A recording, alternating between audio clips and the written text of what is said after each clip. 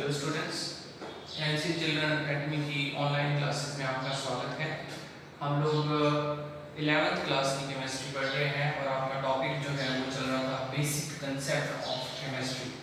और basic concept of chemistry के अंदर हम लोगों ने इसके इंट्रोडक्शन के बारे में केमिस्ट्री के पढ़ लिया और सिग्निफिकेंट नंबर्स और उनकी जो है कैलकुलेशन के बारे में हमने पढ़ लिया। हमारा जो टॉपिक चल रहा था कुछ केमिकल प्रिंसिपल के बारे में मैं आपको पढ़ा रहा था कि केमिकल लॉज जो है वो क्या थे, और उससे पहले हमने फर्स्ट एक लॉ पढ़ा था। आज हम नेक्स्ट हमारे लॉ की बात करते हैं, ये है law of definite proportion. Law of definite proportion का मतलब क्या है?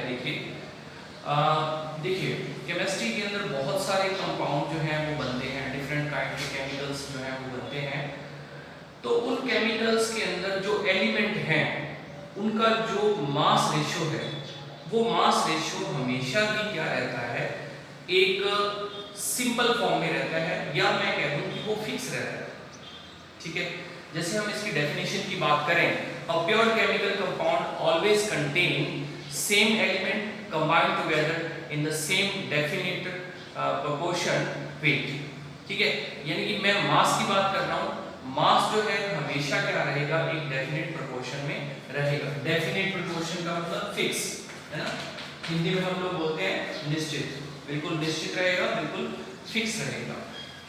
तो एग्जांपल की बात कर लेता हूं मैं। एग्जांपल क्या है इसका? अगर मैं हिंदी में इस लॉ को बताऊं तो देखिए हिंदी में इसका मतलब क्या है कि जब हम किसी भी कंपाउंड के अलग अलग सैंपल की बात करते हैं तो वो सैंपल चाहे किसी भी तरीके से बने हों, किसी भी पैटर्न से बने हों, उनमें एलिमेंट का जो रेशियो होगा या एलिमेंट के मास का जो रेशियो होगा वो हमेशा क्या रहेगा, डेफिनेट रहेगा, फिक्स रहेगा। प्रोपोर्शन का मतलब जो है वो यही होता है कि उसका जो रेशियो है वो क्या रहेगा, फिक्स रहेगा, डेफिनेट रेशियो रहेगा। क्लियर है? तो अब हम इस लॉ को एग्जांपल की मदद से समझते हैं। तो देखिए फर्स्ट एग्जांपल जैसे मैं बात करता हूं कार्बन डाइऑक्साइड की। अब कार्बन डाइऑक्साइड जो है वो एक यूनिवर्सल एलिमेंट है, जैसे हमने देखा कि भाई ये कंपाउंड जो है वो इस तरीके से। तो अब कार्बन डाइऑक्साइड जो है उसको बनाने के मेथड हम देखते हैं। देखिए एक मेथड ये है C+O2 जो है वो किसमें बदल जाएगा, CO2 में। ठीक है, इसी को बनाने का दूसरा मेथड, जैसे देखिए कैल्शियम कार्बोनेट है, अगर कैल्शियम कार्बोनेट को गर्म कर दिया जाए तो भी इससे क्या बनती है, CO2 ही बनती है।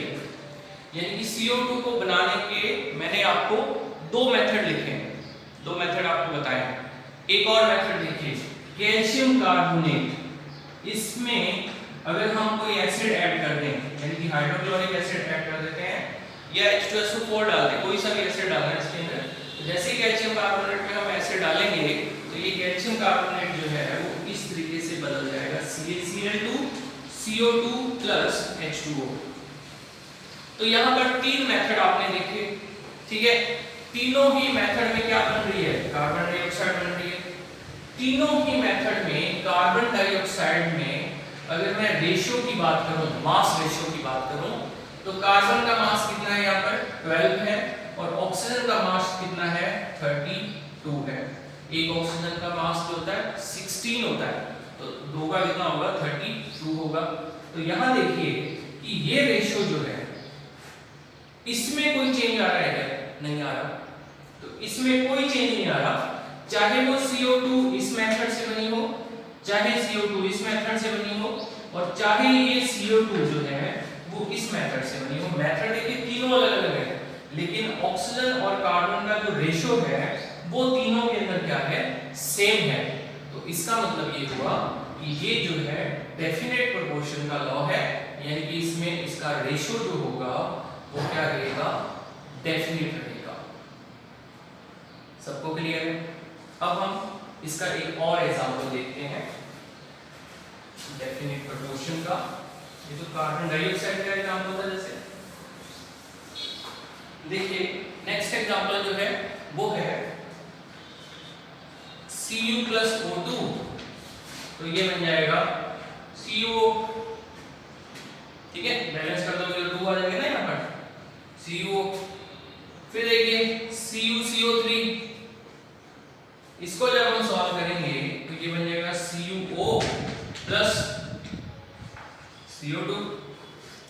तो ये क्यूप्रस ऑक्साइड जो है दोनों में बन रहा है, ठीक है, दोनों में बन रहा है, दोनों में रेशो दोनों का क्या होगा, सेम होगा, लेकिन मेथड क्या है, अलग अलग है। तो बेसिकली हमने इस लॉ में ये सीखा है कि जितने भी कंपाउंड है, चाहे वो किसी भी पैटर्न से बने, चाहे किसी भी फिजिकल स्टेट में वो एडजस्ट करते हो, लेकिन उनका जो केमिकल रेशो होगा एलिमेंट का, मास रेशो, मोस्टली मैं मास की बात कर रहा हूं, तो वो मास रेशो जो है वो क्या रहेगा, सेम रहेगा। क्लियर? जैसे और कोई एग्जांपल, सबसे सिंपल एग्जांपल अपन वाटर की बात कर लेते हैं। तो वाटर जो है, ये वाटर है, ठीक है। अब ये वाटर जो है चाहे किसी भी रीजन का हो, चाहे वो अमेरिका में हो, चाहे पाकिस्तान में हो, चाहे अपने इंडिया के अंदर हो, चाहे राजस्थान का हो, चाहे किसी नदी का हो, चाहे रिवर का हो, चाहे सी का हो, ओशन का हो, क्या वाटर के इस कंपोजिशन में कभी कोई फर्क आता है? नहीं आता। हाइड्रोजन जो है हमेशा 2 रहेगी, ऑक्सीजन हमेशा 1 रहेगी, मास रेशियो जो है वो हमेशा 2:16 का ही रहेगा। इसी को ही हम क्या कहते हैं, law of definite proportion. Clear है? अब यहां पर बात आ जाती है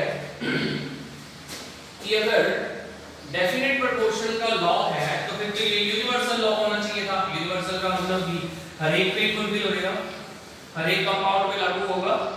तो देखिए इस लॉ की कुछ लिमिटेशंस हैं, तो लिमिटेशंस कहां है वो देखिए। लिमिटेशंस का मतलब होता है कि इसके एक्सेप्शन कौन कौन से हैं, एक्सेप्शन कौन कौन से हैं।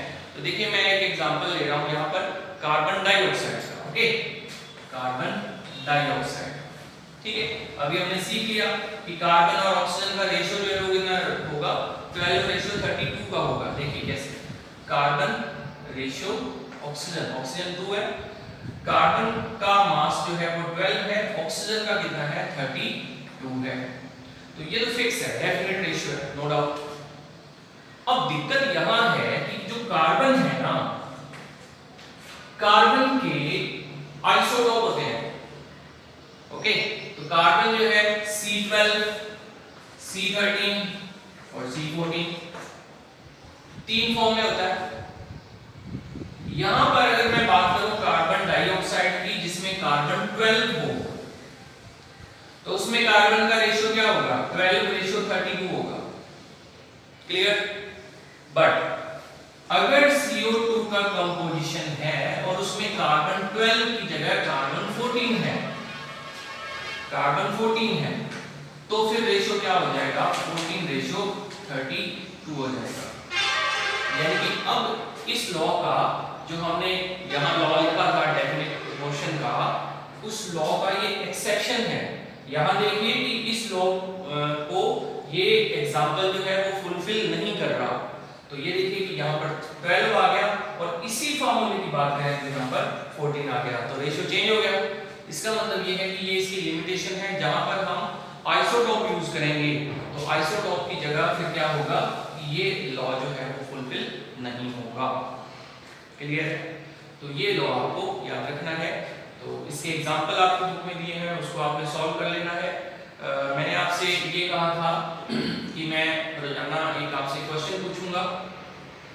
तो आज का मेरा क्वेश्चन ये है कि अगर कार्बन की मैं बात करूं तो कार्बन के आपको पता है कि यहाँ पर मैंने आइसोटोप की बात करी है, आइसोटोप 3 होते हैं।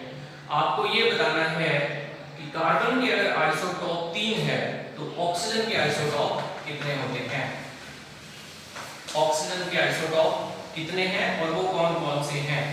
इसका आंसर जो है वो आप नीचे कमेंट बॉक्स के अंदर देंगे और मैं चेक करूंगा कि कौन कौन बच्चे जो है उसका आंसर दे रहे हैं। तो ऑक्सीजन के आपको आइसोटोप बताने हैं कि कौन कौन से होते हैं। बेसिकली इसका मतलब ये हुआ कि ऑक्सीजन किस किस फॉर्म में डिफरेंट काइंड में एग्जिस्ट करती है। ठीक है, तो आज के लिए इतना काफी है। नेक्स्ट वीडियो के अंदर मैं आपको एक बहुत ही इंपॉर्टेंट लॉ पढ़ाऊंगा जिसको हम लॉ ऑफ मल्टीपल प्रोपोर्शन कहते हैं। तो नेक्स्ट वीडियो में हम इसके बारे में बात करेंगे। Thank you.